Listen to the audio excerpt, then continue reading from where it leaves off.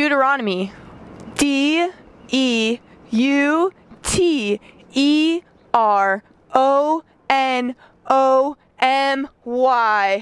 Deuteronomy.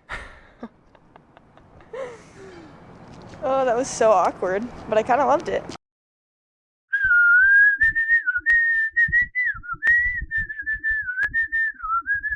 Bible.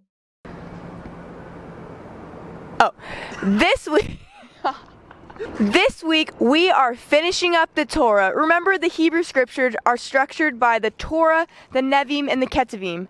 This week we are finishing up the Torah with the fifth and final book, Deuteronomy. Deuteronomy is the fifth book in the Bible, and it's basically one big, long speech. 40 years later, after 40 years of wandering in the wilderness, by following God in the wilderness and doubting Him, the people of Israel, this next generation, are finally going to enter into the promised land. Now, God has brought the people of Israel out of Egypt. They have wandered in the wilderness, and now they're going to take one big step into the promised land. But before that, Moses is going to give this big speech, his final message to the people before this next generation, the one that God said will enter into the promised land, makes their journey. The book of Deuteronomy is a call for the people of Israel to recommit themselves to covenant faithfulness. Remember, a covenant is kind of like a contract or agreement, except for it's not equal parts. God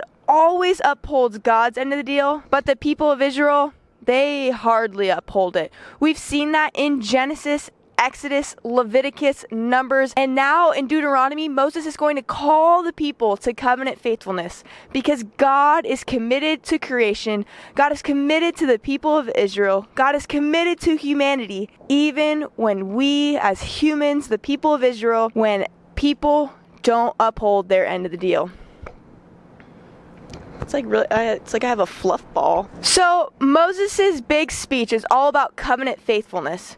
And he kind of reiterates, he re-explains the laws that were given to the people on Mount Sinai. And we see Moses re-explaining the laws, and basically, remember in the book of Leviticus that the laws were meant to help the people of Israel be holy, to help them set themselves apart. And one of the verses that kind of encapsulates this idea is Deuteronomy 6:4-5. This is called the Shema. The Shema reads, "Listen, O Israel, the Lord is our God, the Lord alone.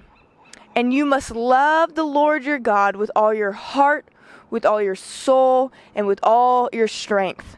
I'll say it again. The Shema is, "Listen, O Israel, the Lord our God, the Lord..." Oh, I said that wrong.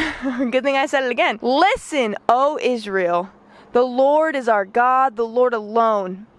And you must love the Lord your God with all your heart, all your soul, and with all your strength." So the Shema has two main ideas. It is to listen and to love. And to love and to listen, they go together.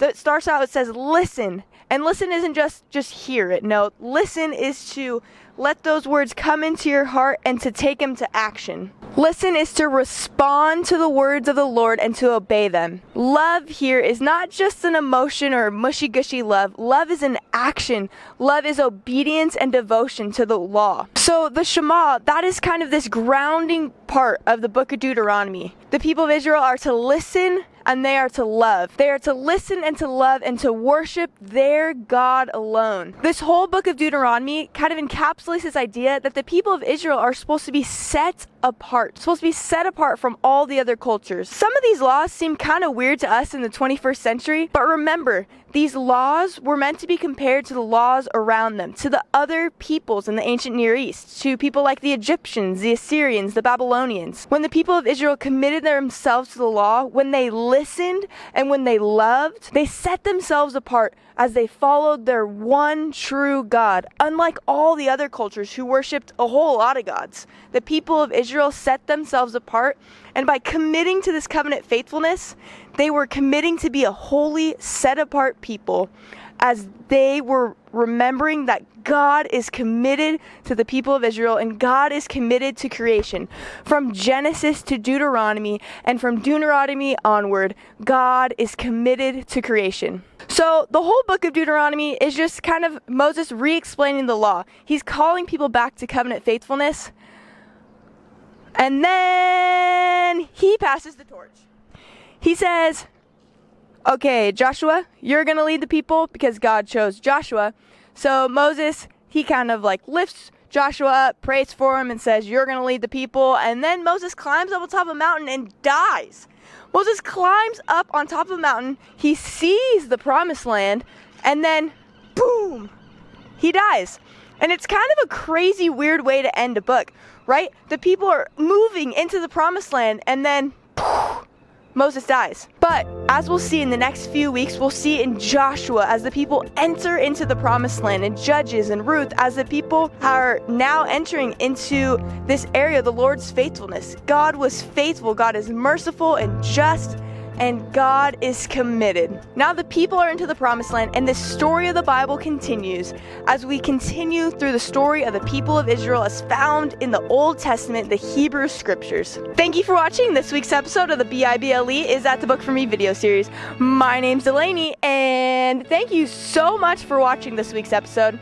If you want to check out more of our episodes, log on to YouTube and check out the Monterey Church YouTube channel, and then find the MC Middle School Ministry playlist. Check out Season 1 as we go through the story of the Bible in Acts, and Season 2 as we go through every single book of the Bible. You guys are awesome. Have a great day. Stay stoked.